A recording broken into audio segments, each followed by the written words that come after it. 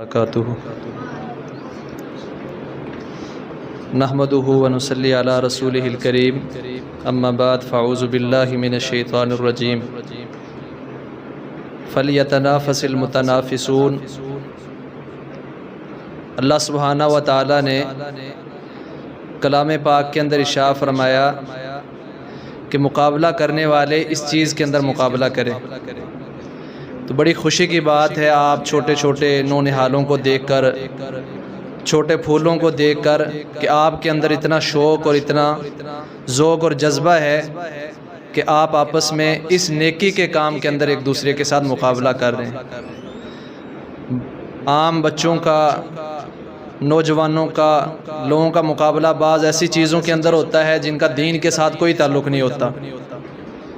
مثلا آپ کے علاقے کے اندر، آپ کے گاؤں کے اندر کچھ بچے، کچھ نوجوان ایسے ہوتے ہیں جو کتے لڑانے کا مقابلہ کرواتے ہیں، مرغے لڑوانے کا مقابلہ کر رہے ہیں، لیکن آپ دین کی اس چیز کے اندر، تقریر کے اندر، نظم کے اندر، تلاوت کے اندر مقابلہ کرتے ہیں۔ اور اللہ کا حکم بھی یہی ہے کہ فَلْيَتَنَافَسِ الْمُتَنَافِسُونَ، مقابلہ کرنے والے نیکی کے کاموں میں مقابلہ کریں کہ فلاں بچہ مجھ سے نیکی کے اندر اتنا آگے بڑھ گیا ہے، فلاں شخص نیکی کے اندر مجھ سے اتنا آگے نکل گیا اور میں پیچھے کیا ہوں۔ تو اس چیز کی مجھے بہت زیادہ خوشی ہوئی ہے۔ قاری صاحب نے بتایا کہ جمعے کے بعد آپ حاضر ہوں تو ہمارے بچوں کا مقابلہ ہے، تو اللہ تعالیٰ آپ سب کو بہت زیادہ جو نا برکتوں سے نوازے، جو یہ مقابلہ کروا رہے ہیں، جن کا یہ ذوق شوق ہے، اللہ تعالیٰ ان بچوں کو دنیا کے اندر بھی اور آخرت کے اندر بھی اللہ تعالیٰ ترقیوں سے نوازے اور برکتوں سے نوازے۔ جو تقریر کا طریقہ کار ہوتا ہے اس کے اندر سب سے پہلے تو ٹائم بچے کو ہم بتاتے ہیں کہ اتنا ٹائم جو نا آپ نے تقریر کرنی ہے، مطلب وہ 5 سے 6 منٹ ہوتے ہیں یا 4 سے 7 منٹ ہوتے ہیں۔ تو یہاں تو آپ جو ہے نا وہ کیونکہ ٹائم نہیں رکھا گیا، تو سب سے پہلے اس چیز کا خیال رکھنا ہوتا ہے تقریر میں کہ آپ نے اس ٹائم کے اندر اپنی تقریر ختم کرنی ہوتی ہے۔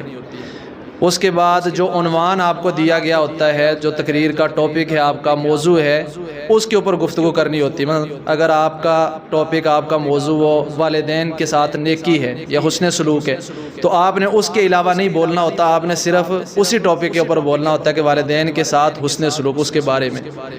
اس کے بعد تیسری چیز جو تقریر کے اندر خیال رکھا جاتا ہے وہ ہوتی ہے کہ انسان جو تقریر کر رہا ہے، شخص جو تقریر کر رہا ہے، اس کا تلفظ، وہ جو لفظ بول رہا ہے، اگر اردو میں کر رہا ہے تو کیا اردو کے لفظ بول رہا ہے یا وہ اپنی مادری زبان کے لفظ اندر بول رہا ہے، تو وہ تلفظ چیک کیا جاتا ہے تقریر کے اندر کہ وہی الفاظ جس زبان کے اندر وہ تقریر کر رہا ہے وہ غلط الفاظ نہ بولے، صحیح اس زبان کے مطابق الفاظ بولے۔ اس کے بعد جو آخری چیز ہوتی ہے وہ انداز ہوتا ہے تقریر کا، کہ اس کا انداز تقریر کرنے کا کیسا ہے۔ وہ تقریر کرتے ہوئے ڈر تو نہیں رہا، یا اس نے اشارہ کرنا ہے، کہہ رہا ہے کہ اللہ تعالیٰ، تو اشارہ اوپر کرنا چاہیے تھا تو وہ دائیں طرف کر رہا ہے یا نیچے کی طرف کر رہا ہے، تو یہ چیز بھی تقریر کے اندر شامل ہوتی ہے۔ یا وہ کہنا چاہتا ہے جی زمین اتنی بڑی ہے تو اشارہ ایسے کرنا چاہیے تو وہ ایسے کر رہا ہے اشارہ، تو اس چیز کی طرف اشارہ کرے یا اس طرح کا اشارہ کرے جو آپ کے الفاظ کے مطابق ہیں، تو یہ چیز بھی آپ کی تقریر میں شامل ہوتی ہے۔ تو شاید یہ آپ کا فرسٹ ٹائم ہے، پہلی دفعہ آپ یہ جو نہ کرنے لگے ہیں، تو انشاءاللہ جو بھی بچہ آ کے یہاں پہ تقریر کرے گا وہی کامیاب ہے۔ کیونکہ بعض اوقات یہ ہوتا ہے نا جی تقریر کی ہے بچوں نے، جی فلاں فیل ہو گیا ہے، فلاں جو ہے نا یہ ہو گیا ہے، تو ہم تو کہتے ہیں مقابلے میں ہر شخص حصہ لینے والا ہی وہ فرسٹ ہوتا ہے۔ کیونکہ وہ شاعر ہے نا، وہ کہتا ہے کہ شاہ سوار ہی گرتے ہیں میدان جنگ میں، وہ طفل کیا گرے جو گھٹنوں کے بل چلے۔ تو جتنے بھی اس مقابلے میں شریک ہیں وہ سارے شاہ سوار ہیں، تو جس نے مقابلے میں آنا ہی نہیں تو اس نے ہرنا کیسے ہے؟ ہرتا بھی وہی ہے جو مقابلے میں آتا ہے، میدان میں اترتا ہے۔ تو سب سے بڑی چیز میدان میں اترنا، مقابلہ کرنا آپس میں ہوتا ہے۔ تو انشاءاللہ آپ نے بڑھ چڑھ کے ایک دوسرے سے آگے نکل کے جو ہے کوشش کرنی ہے کہ میں نے اس سے زیادہ اچھی کرنی ہے، اس سے زیادہ اچھے انداز کے اندر الفاظ اچھے طریقے سے جو ادا کرنے ہیں، اشارے اچھے طریقے سے کرنے ہیں، کیونکہ آپ ہی انشاءاللہ چھوٹے بچے کل کے انشاءاللہ بڑے بڑے علماء بنیں گے، آپ انشاءاللہ چھوٹے چھوٹے حافظ کل کے بہت بڑے قاری بنیں گے، چھوٹے چھوٹے مقرر کل کے بہت بڑے بڑے خطیب آپ بنیں گے۔ تو اس لیے یہ نہیں سمجھنا کہ میں تو چھوٹا سا ہوں، میں کچھ کر نہیں سکتا، تو یہاں آپ کی پریکٹس ہے، کل میدان کے اندر آپ جا کے انشاءاللہ اس سے بڑی بڑی جگہوں پہ اور بڑی بڑی اچھی تقریریں کر سکتے ہیں۔ اللہ آپ کو خوش رکھے، عمل کی توفیق عطا فرمائے۔ تو ابھی ہم انشاءاللہ باقاعدہ اپنی تقریر کا، نظموں کا، تلاوتوں کا مقابلہ شروع کرتے ہیں۔ اعوذ باللہ من الشیطان الرجیم بسم الله الرحمن الرحيم قل أعوذ برب الناس ملك الناس إله الناس من شر الوسواس الخناس الذي يوسوس في صدور الناس من الجنة والناس صدق الله العظيم. السلام علیکم ورحمۃ اللہ وبرکاتہ. دل کہتا ہے ایک کام کریں، چل زندگی صحابہ کے نام کریں، ہمراہ صحابہ میں کٹ کر چل جنت میں آرام کریں. دل کہتا ہے ایک کام کریں، چل زندگی صحابہ کے نام کریں، ہمراہ صحابہ میں کٹ کر چل جنت میں آرام کریں. او آقا جس کے مالی اس باغ کی ڈالی ڈالی، او آقا جس کے مالی اس باغ کی ڈالی ڈالی، سرسبز نصیبوں والی ہم ورد صبح و شام کریں. دل کہتا ہے ایک کام کریں، چل زندگی صحابہ کے نام کریں، ہمراہ صحابہ میں کٹ کر چل جنت میں آرام کریں. دل کہتا ہے میری جان ہے صحابہ، پہچان ہے صحابہ، میری جان ہے صحابہ، پہچان ہے صحابہ، آقا مدنی کی گونجتی اذان ہے صحابہ، میری جان ہے صحابہ، پہچان ہے صحابہ. تیرا کیا بنے گا بندے تو سوچ آخرت کی، تو سوچ آخرت کی. تیرا کیا بنے گا بندے، تیرا کیا بنے گا بندے، بے وفا دنیا پہ مت تو کر اعتبار، موت آ کر ہی رہے گی یاد رکھ، جان جا کر ہی رہے گی یاد رکھ. تیرا کیا بنے گا بندے تو سوچ آخرت کی، تو سوچ آخرت کی. تیرا کیا بنے گا بندے. السلام علیکم ورحمۃ اللہ وبرکاتہ. لہو ہے نا کہ پانی ہے، یہی میری کہانی ہے، یہ دنیا دار فانی ہے، یہی میری کہانی ہے. ہمیں جو دے مسلسل سے یہ دریا پار کرنا ہے، اور کشتی بھی بچانی ہے، یہی میری کہانی ہے.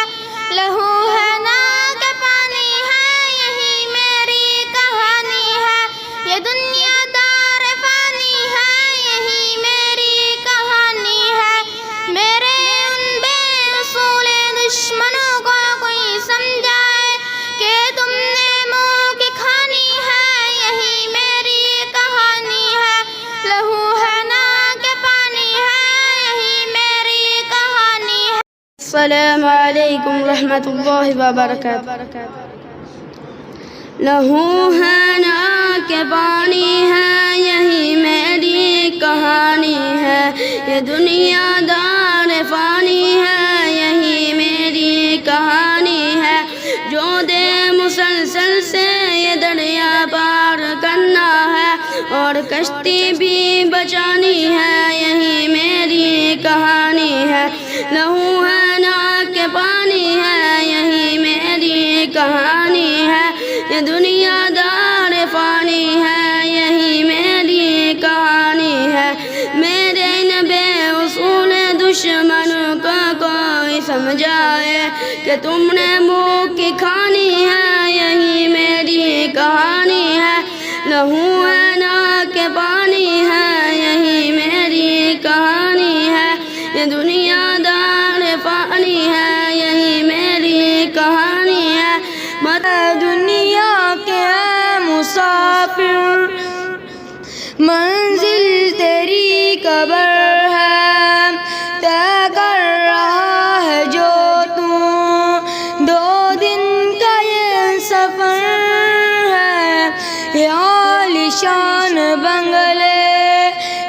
کام کے نہیں ہے، 2 گز زمین کا ٹکڑا چھوٹا سا تیرا گھر ہے، دنیا کے اے مسافر منزل تیری قبر ہے، طے کر رہا ہے جو تو 2 دن کا یہ سفر ہے، آنکھوں سے تو نے اپنے دیکھے ہیں کتنے جنازے، ہاتھوں سے تو نے اپنے دفنائے ہیں کتنے مردے، انجام سے تو اپنے کیوں اتنا بے خبر ہے، دنیا کے مسافر منزل تیری قبر ہے، طے کر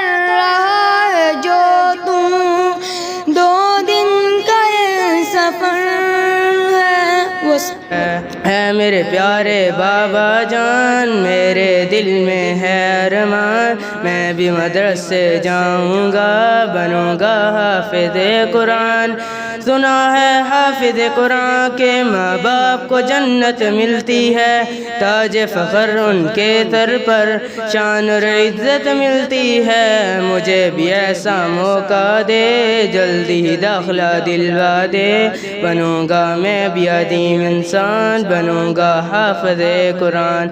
ایک ایک آیت پڑھوں گا میں، درجے پہ درجے چڑھوں گا میں، منزل میری وہی ہوگی، ختم جہاں پہ کروں گا میں، رب کا نوازش پاؤں گا، حق کی سفارش پاؤں گا، بنوں گا میں بھی عظیم انسان، بنوں گا حافظ قرآن۔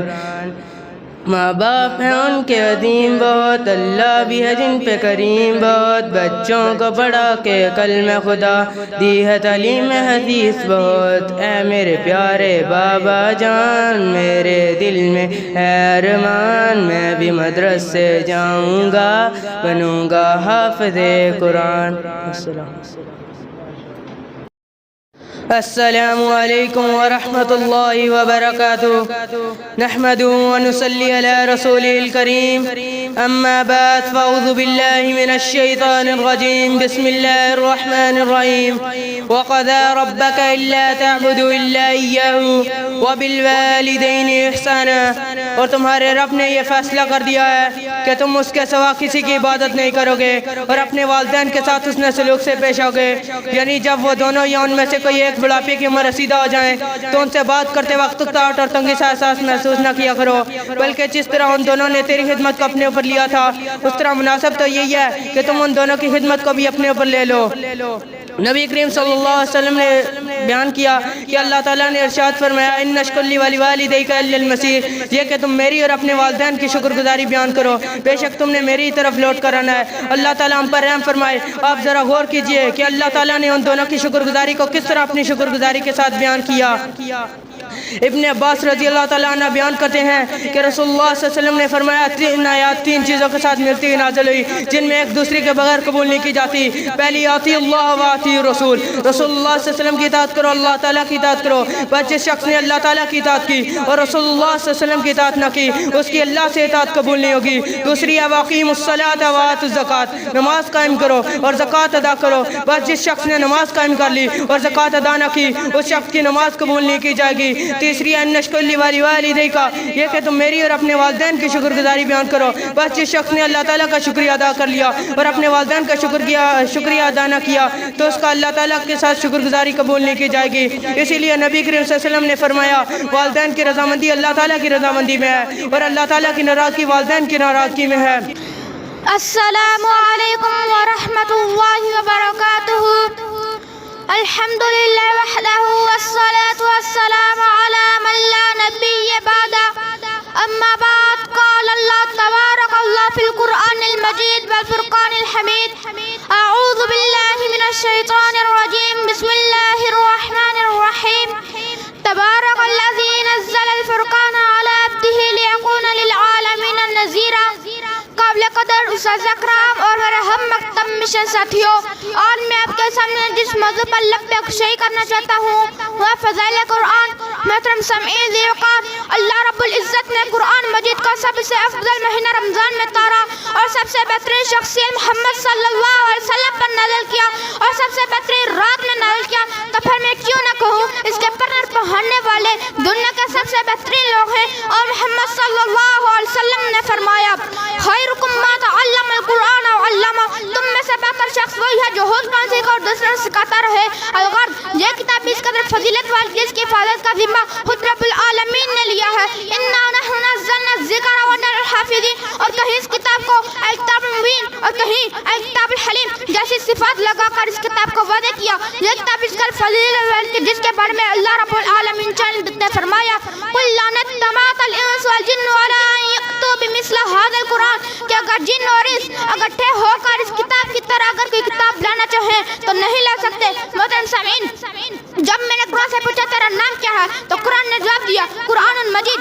جب میں نے قرآن سے پوچھا تیری زبان کیا ہے تو قرآن نے جواب دیا بلسان عربی مبین۔ جب میں نے قرآن سے پوچھا تجھے کون لایا تو قرآن نے جواب دیا نزل بہ الروح الامین۔ میں نے قرآن سے پوچھا تو آیا کیوں ہے تو قرآن نے جواب دیا ہدی للناس۔ محترم سامعین، قرآن کے اندر کی یہ بات کافی تھی کہ یہ اللہ کا کلام اور طرف سے نازل کر دیا، نہ اس کے اندر کوئی شک کر سکتا ہے نہ اس کے اندر کوئی تبدیلی لا سکتا ہے۔ اللہ رب العزت نے فرمایا تبارک الذی نزل الفرقان علی عبدہ لیکون للعالمین نذیرا۔ بس اتنے نہیں، میرے نبی کریم صلی اللہ علیہ وسلم نے فرمایا ان اللہ یرفع بہذا الکتاب اقواما، یہی کتاب ہے کہ جس نے اپنے ماں کو بھی گمراہ نہیں ہو دیا، عزتوں کے لٹیروں کو عزتوں کا محافظ بنا دیا۔ یہی وجہ تھی کہ شرک کے پرشندوں کو ذلت سے نکال کر عزتوں کے تختوں کے اندر جمع کر دیا، خون کے پیسوں کو خون کا محافظ بنا دیا۔ محترم سامعین ذی وقار، اگر اس دنیا کے اندر کوئی بھی کتاب سلامت ہے صرف وہ قرآن نے اپنی فضیلت کے ساتھ، اور نبی کریم صلی اللہ علیہ وسلم نے فرمایا کل قیامت کے دن قرآن اپنے ساتھی کے لیے سفارشی بن کے آئے گا۔ فرمایا اقرأوا القرآن فإنه يأتي يوم القيامة شفيعا لأصحابه۔ اللہ سے دعا ہے کہ اللہ تعالیٰ ہم کو قرآن پر عمل کرنے کی توفیق عطا فرمائے، آمین۔ وآخر دعوانا ان الحمد للہ رب العالمین۔ السلام علیکم ورحمۃ اللہ وبرکاتہ۔ نحمده ونصلي على رسوله الكريم، أما بعد فأعوذ بالله من الشيطان الرجيم، بسم الله الرحمن الرحيم۔ وهو الذي جعل لكم الليل والنهار خلفة لمن أراد أن يذكر وأراد شكورا، اور اللہ وہ ذات ہے جس نے رات دن کو ایک دوسرے کے پیچھے آنے جانے والے شخص کے لیے بسمنا چاہے میں شکریہ کرنا چاہتا ہوں۔ معزز سامعین کرام، میں اب احباب کے سامنے جس موضوع پر لب کشائی کرنا چاہتا ہوں وہ ہے زندگی اور وقت کی قدر کی جائے۔ تجھے پہلے بچپن نے برسوں کھلایا، جوانی نے خیر تجھ کو مجبور بنایا، بڑھاپے نے پھر آگے کیا ستایا، اجل تیرا کر دے گی بالکل صفایا۔ جگہ جی لگانے کی دنیا نہیں ہے، عبرت کی جہاں ہے تماشا نہیں ہے۔ گرامیہ قدر انسان کو مختصر سی مدت کی مہلت دی گئی ہے، اس میں وہ جو کچھ بھی کرے گوائے کاٹے دنیا آخرت کی کہتی ہے، اور وہ بھی 4 دن کی زندگی کے عمل سے وہ زندگی بنائے گا۔ یہ خاکی اپنی فطرت پہ نہ نوری ہے نہ ناری ہے حضرات، لیکن یہ عالم رنگ بو غفلتوں کا سامان اپنے اندر رکھتا ہے، اور اس زندگی میں چمکتے دمکتے ہزار رنگ ایسے ہیں کہ ان طرح کا اصل ہدف آنکھوں سے اوجھل ہو جاتا ہے، اور پیاسے کی طرح دریا کو نمود جیسے دھوکہ لگا رہتا ہے۔ قرآن میں زمانے کہتے تھے 7 مختلف اوقات کی قسمیں ملتی ہیں، کہیں صبح کی، کہیں ضحیٰ کی، امید ہے عصر کی قسم کھائی ہے۔ ان قسموں کا اصل مقصد انسان کو وقت اور معززگی کی تول لے کر نفع اٹھانے پر خرچ کرنے کی توجہ دلائی گئی ہے۔ وقت ہی ایک صحیح مذہب بن جاتا ہے، اس کی فرشتے اس کی برکت سے جاہل عالم مفلس تو نگر دان بستی ہے۔ وقت ایک ایسی دولت ہے جو امیر و غریب اور طاقت کو یکساں ملتی ہے۔ میں اب احوال کے اعتبار سے جن لوگوں کا عذاب سخت ہوگا انہیں قیامت والے دن 50,000 سال کا معلوم ہوگا۔ میں اپنی تقریر کا اشیاء سے اختتام کرتا ہوں۔ بہادر شاہ ظفر نے کیا خوب کہا تھا، بہادر شاہ ظفر نے کیا خوب کہا تھا، امت دران مانگ کر لائے تھے 4 دن، 2 آرزو میں کٹ گئی 2 انتظار میں۔ والسلام علیکم۔ نحمده ونصلي على رسوله الكريم، أما بعد فأعوذ بالله من الشيطان الرجيم، بسم اللہ الرحمن الرحیم. سامعین اکرام، لوگوں میں سے کچھ وہ لوگ ہیں جو کہتے ہیں اے ہمارے رب ہمیں دنیا میں ہی بھلائی دے اور ہمارے لیے آخرت میں کوئی حاضر نہیں. اور لوگوں میں سے کچھ وہ لوگ ہیں جو کہتے ہیں اے ہمارے رب ہمیں دنیا میں ہی بھلائی دے اور آخرت میں بھی بھلائی اور ہمیں آگ کے عذاب سے بچا. عزیز بھائیوں، ان آیات میں اللہ تعالیٰ نے درگزر ہونے کا ذکر فرمایا. ایک وہ وجہ جو صرف دنیا میں ہی چاہتے ہیں، دوسرے وہ جو دنیا میں ہی چاہتے ہیں اور آخرت میں بھی چاہتے ہیں. جو لوگ دنیا کے ہی سچے میں لگے رہتے ہیں، سچائی میں لگے رہتے ہیں، ان کے لیے آخرت میں کوئی حاضر نہیں. اور جو لوگ دنیا کے ساتھ ساتھ آخرت کی بھی فکر کرتے ہیں، اللہ تعالیٰ کیوں نہ کہ انہیں دنیا میں ہی مال دے گا بلکہ آخرت میں بھی مال دے گا. رسول صلی اللہ علیہ وسلم کے حدیث ہے اور آپ صلی اللہ علیہ وسلم کا فرمان ہے، جو شخص اپنا مقصد صرف دنیا والوں کو ہی بلا دیتا ہے اس کے لیے تین نقصان ہیں. پہلا نقصان، اللہ تعالیٰ کی فقیری اور اس کے آنکھوں کے سامنے رکھ دے گا. وہ جتنا ہی فقیر ہوگا اس کے آنکھوں کے سامنے رکھ دے گا. دوسرے نقصان، اللہ تعالیٰ اس کے سامنے ہونے کی وجہ سے آگا. وما علینا الا البلاغ. السلام علیکم ورحمۃ اللہ وبرکاتہ. نحمد و صلی علی رسول الکریم. اما بعد فاعوذ باللہ من الشیطان الرجیم. بسم اللہ الرحمن الرحیم. ان الدین عند اللہ الاسلام. بے شک اللہ تعالیٰ کے نزدیک دین اسلام ہے. رسول صلی اللہ علیہ وسلم نے فرمایا، اس ذات کی قسم جس کے ہاتھ میں میری جان ہے، جو میرا رسول صلی اللہ علیہ وسلم پر ایمان نہ لایا، جو دے کر مجھے رسول صلی اللہ علیہ وسلم کو بھیجا گیا ہے، تو وہ آگ والوں سے ہوگا، یعنی جہنم میں ہوگا. قرآن اور حدیث کی روشنی سے یہ بات واضح ہوتی ہے. رسول صلی اللہ علیہ وسلم کو حق اور سچ دے کر اس دنیا میں بھیجا گیا ہے. جو شخص آپ کو حق نہیں مانتا وہ مسلمان نہیں ہے. محمد کی محبت دین حق کی شرط اول ہے. السلام علیکم ورحمۃ اللہ وبرکاتہ. نحمد و نصلی علی رسول الکریم. اما بعد فاعوذ باللہ من الشیطان الرجیم. بسم اللہ الرحمن الرحیم. اطیعوا اللہ واطیعوا الرسول ولا تبطلوا اعمالکم. اللہ تعالیٰ قرآن کے اندر ارشاد فرماتے ہیں، اللہ اور اس کے رسول کی اطاعت کرو، اپنے مال کو برباد نہ کرو. نبی اکرم صلی اللہ علیہ وسلم کا فرمان ہے، جو شخص ایسے عمل کرے جس پر ہمارے عمل نہیں، وہ مردود ہے، ناقابل قبول ہے، اس کی کوئی حیثیت نہیں. قرآن و حدیث سے یہ بات واضح ہوتی ہے، اللہ اور اس کے رسول کی بات حق ہے، سچ ہے. پھر میں کیوں نہیں کہوں کہ محمد سے وفات ہونے تو ہم تیرے، یہ جہاں چیز کیا لوح قلم بھی ہے تیرے. وما علینا الا البلاغ المبین. السلام علیکم ورحمۃ اللہ وبرکاتہ. نحمد ونصلي على رسوله الكريم. أما بعد فأعوذ بالله من الشيطان الرجيم. بسم الله الرحمن الرحيم. مسجد تو بنا دی ایمان کی حرت والوں نے، مسجد تو بنا دی ایمان کی حرت والوں نے. میں اپنا پرانا پاپی تھا، برسوں سے نمازی نہ بن سکا. میرے اساتذہ اکرام اور میرے دوستوں، اسلام قبول کرنے کے بعد سب سے پہلا رکن نماز ہے.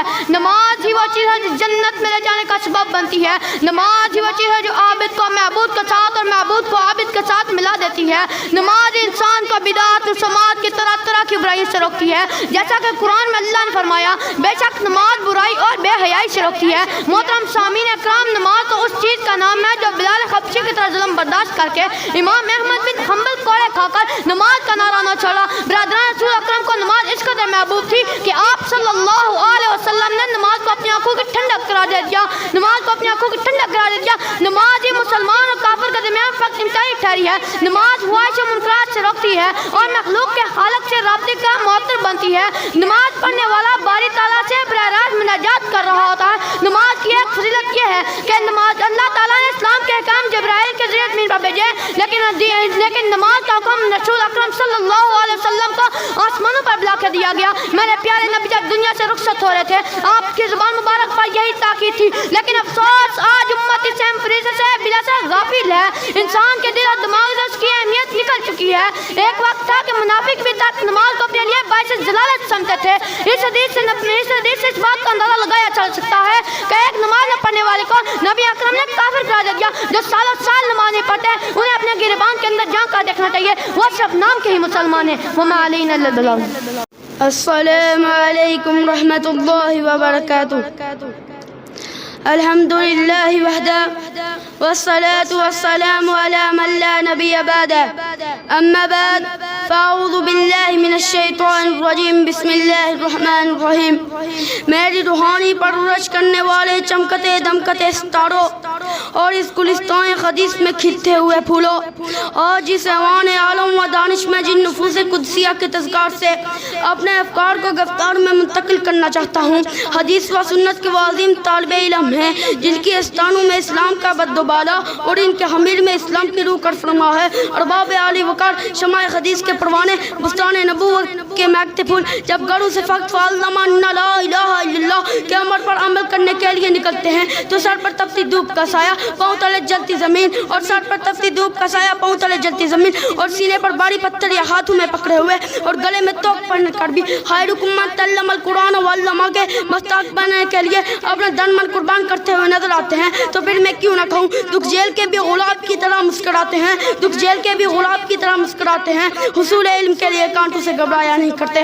گرامی قدر جب میں نے تاریخ اوراق سے پوچھا وہ کون سی ہستیاں تھیں جنہوں نے حدیث کے وسیع مجموعوں کو ہم تک پہنچایا، تو جواب ملا یہ وہی ہستیاں تھیں جنہوں نے حصول علم کے لیے خواہشات نفس کو پاش کر دیا. پھر کہاں جا کر ان کا تذکرہ تاریخ کے اوراق کی دینت بنا. پھر میں کیوں نہ کہوں یرفع اللہ الذین آمنوا منکم جن کو آج محدثین کے لقب سے یاد کیا جاتا ہے.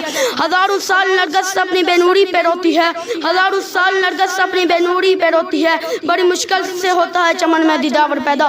گرامی قدر جب میں نے تاریخ کے اوراق کے آئینے میں جھانک کے دیکھا تو میرے زمین نے مجھے جھنجھوڑا کہ محدثین کے کردار کو چند منٹوں میں بیان کرنا گستاخی ہے، مگر الامر فوق ادب کے تحت پر کچھ اہم کردار آپ کے گوش گزار کروں گا. یہی وہ عظیم ہستیاں تھیں جو رات کو لکڑیاں کاٹے اور دن کو مسند نبوت کے سامنے بیٹھ کر اپنے دلوں کا علم سے روشن کرتے تھے. تو کہیں میں علم کی روشنی کو دیکھ کر یہ فیصلہ کر دیا محدثین ہی وہ اسلام کے پنچھی تھے جنہوں نے ضلالت کو سیراب کر کر مردہ دلوں میں روح حیات کو پھونک دیا، پتھروں اور بیابانوں میں پھولوں کو اگا دیا، زندگی کی اجڑی ہوئی مانگوں میں ستاروں اور کہکشاؤں کے حسن کو چمکا دیا. اس شعر سے میں اپنی تقریر کا اختتام کرتا ہوں.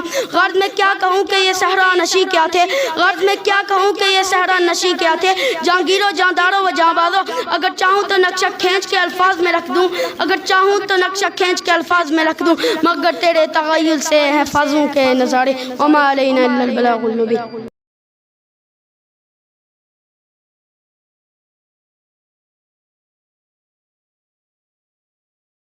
وبرکاتہ. آپ بچوں کے سامنے میرے پاس الفاظ نہیں ہے کہ میں بیان کروں. مجھے قاری صاحب نے کہا کہ آپ نے مقابلے کے اندر آنا ہے اور جناب بچوں کو نمبر دینے ہیں، رزلٹ تیار کرنا ہے. تو میں نے یہی سمجھا کہ عام مسجدوں کے اندر جس طرح سے بچے ناظرہ پڑھتے ہیں تو شاید اس طرح کی کوئی عام تقریریں ہوں گی، لیکن حقیقت بات ہے دل سے اتنی خوشی ہو رہی ہے کہ آپ نے تو ماشاءاللہ جو باقاعدہ مدرسے میں پڑھنے والے بچے ہوتے ہیں بعض نے ان سے بھی بڑھ کے اچھی تقریریں کی. یہ مبارک ہو قاری صاحب کو، آپ تمام بچوں کو، باقی تمام انتظامیہ کو بہت زیادہ مبارک ہو کہ آپ نے اتنی اچھی تیاری کی. اور یقیناً مقابلے کے اندر جب بندہ آتا ہے کوئی ہارتا ہے کوئی جیتتا ہے، اور مقابلے میں یہ نہیں ہوتا کہ سارے ہی جیت جاتے ہیں یا سارے ہی ہار جاتے ہیں، تو یہ جیت ہار لگی رہتی ہے. اگر اس مقابلے کے اندر کسی کے نمبر، میں تو یہ لفظ بھی کہنا جو اچھا نہیں سمجھتا کہ ہار گیا، ہرا تو کوئی بھی نہیں ہے، کہ مقابلے کے اندر کسی کے نمبر کم آگے ہیں کسی کے زیادہ آگے، اتنی بات ہے آپ ساری جیت گئے. جتنے بھی آگے ادھر سامنے کھڑے ہوئے تھے، جتنوں نے جو گفتگو کی، کسی نے نظم پڑھی، کسی نے تقریر کی، سب جیت گئے. اور انشاءاللہ میں یہ سمجھوں گا کوئی جو نمبروں میں تھوڑا سا پیچھے رہ گئے ہیں تو وہ اگلے مقابلے کے اندر انشاءاللہ باقیوں سے بھی آگے جائے گا. تو آپ سب کو بہت بہت مبارک ہو. جو آپ نے تقریر کی اس کے مطابق جس نے جس طرح سے اشارے کیے یا بولا ہے یا اس کے پاس جو مواد تھا اس نے حدیثیں پڑھی، قرآن کی آیتیں پڑھی، اس کے مطابق میں نے نمبر دیے. میں نے یہ نمبر کسی کو ہارنے کے لیے یا جیتنے کے لیے نہیں دیے، جو آپ نے بولا ہے اس کے مطابق. اور پھر میں سوچ رہا تھا بار بار کہ نمبر کس کو کیسے دوں.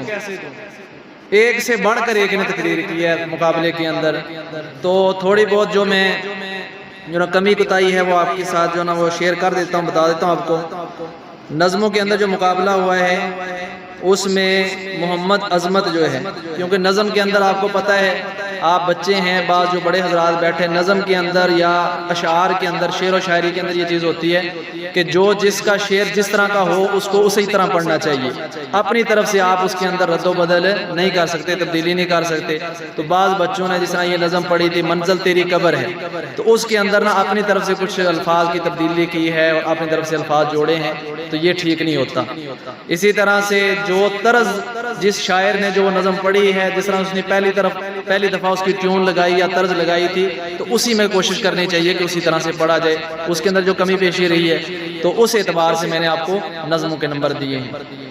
تو نظموں کے مقابلے کے اندر اور تقریری مقابلے کے اندر بھی ہم نے 100 نمبر رکھا تھا۔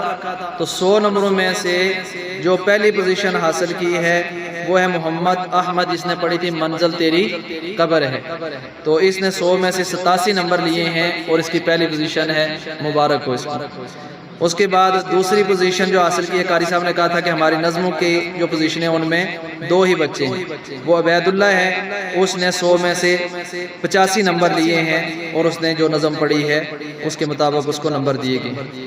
اس کے بعد تقریروں میں تو ماشاءاللہ آپ سب نے ہی بہت ہی اچھی تقریریں کی اور ایک سے بڑھ کر تقریریں کی ہیں۔ پہلا بچہ تھا عبد المنان، جس نے علم کی اہمیت پہ تقریر کی تھی، یہ ابھی میں پوزیشن نہیں بتا رہا، تو ماشاءاللہ بہت اچھی تقریر اس نے کی علم کے موضوع کے اوپر، اور بہت اچھے دلائل دی، انداز بھی اچھا تھا، لہجہ بھی اچھا تھا، مواد جو اس کے پاس تھا وہ بھی اچھا تھا۔ اس کے بعد محمد ناظم تھے، جس نے والدین کی اطاعت کے اوپر تقریر کی۔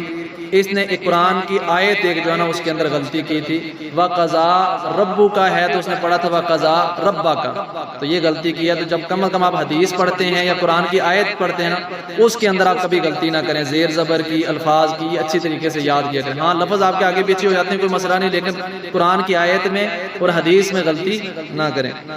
اس کے بعد محمد قاسم ہے، جس نے فضائل قرآن پہ تقریر کی، اس نے بھی قرآن کی آیت پڑھتے ہوئے ایک لفظ کے اندر غلطی کی تھی، نحن نزلنا الذکر ہے تو اس نے پڑھا تھا نحن نزلنا الذکر، یعنی کاف کے اوپر بھی زبر پڑھ دیا تھا، تو یہ ذکر وہاں پہ جزم ہے۔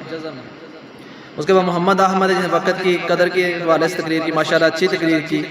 اس کے بعد محمد عظمت ہیں، جنہوں نے جو ہے نا تقریر کی۔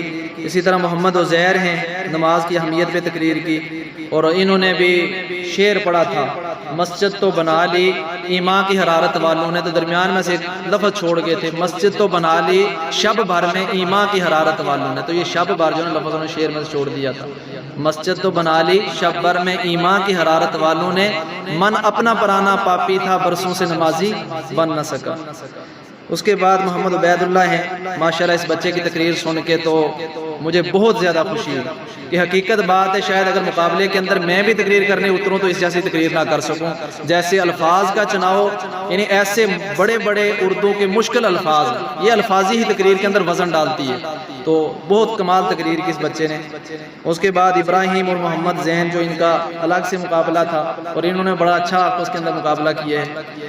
تو آپ کے تقریری مقابلے کے اندر جو تیسری پوزیشن حاصل کی ہے، سب کو ہوگا کہ پہلے بتائیں، تو جس نے تیسری پوزیشن حاصل کی ہے وہ ہے محمد قاسم، فضائل قرآن پہ تقریر کی ہے۔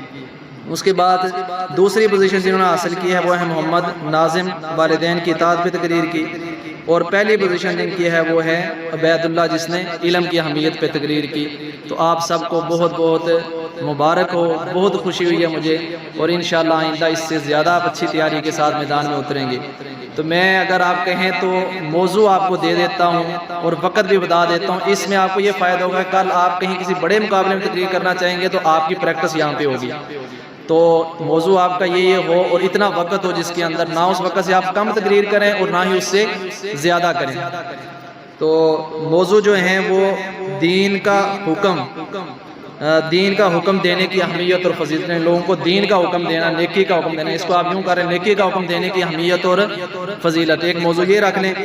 دوسرا صحابہ کرام کی فضیلت، جو نبی کریم صلی اللہ علیہ وسلم کے ساتھیوں کی کیا فضیلت ہے، یہ موضوع، اور تیسرا سیرت النبی صلی اللہ علیہ وسلم، نبی کریم صلی اللہ علیہ وسلم کی سیرت، یہ 3 موضوع۔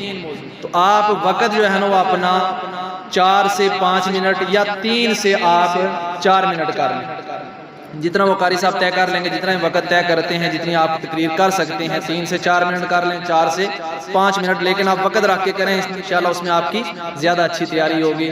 اللہ تعالیٰ آپ سب کو جس طرح دنیا میں آپ مقابلہ کر رہے ہیں، اللہ تعالیٰ نیکی کے اندر بھی ہمیں ایسے ہی مقابلہ کرنے کی توفیق عطا فرمائے۔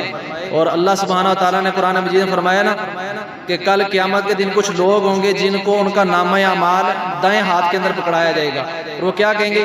ہاں مقرؤ کتابیہ، آؤ میرا نامہ اعمال پڑھو، یہ دیکھو آج میرا رزلٹ ہے، میں سب سے فرسٹ آیا ہوں۔ اور کچھ ایسے ہوں گے جن کا نامہ اعمال ان کے بائیں ہاتھ میں پکڑایا جائے گا، اور وہ کیا کہیں گے؟ لم اوتا کتابیہ، ہے کاش مجھے میرا نامہ اعمال ملتا ہی نہ۔ رزلٹ ہوتا ہے نا، تو کچھ بچے اس رزلٹ کو چھپا رہے ہوتے ہیں، گھر والوں کو پتہ نہ چلے، دوستوں کو پتہ نہ چلے، اور کچھ بچے اس رزلٹ کو لے کے دوڑ رہے ہوتے ہیں، بھاگ رہے ہوتے ہیں، اپنے ٹیچر کو دکھا رہے ہیں، اپنے کلاس فیلوز کو دکھا رہے ہیں، والدین کو دکھا رہے ہیں۔ تو ہم نے انشاءاللہ ایسی تیاری کرنے ہے کہ ہم سب کو رزلٹ دکھائیں، یہ دیکھو جی میں فرسٹ آیا ہوں۔ تو اللہ ہمیں آخرت میں بھی فرسٹ پوزیشن دے، اور اللہ تعالی ہمیں دنیا کے اندر بھی فرسٹ پوزیشن دے۔ وآخر دعوانا ان الحمدللہ۔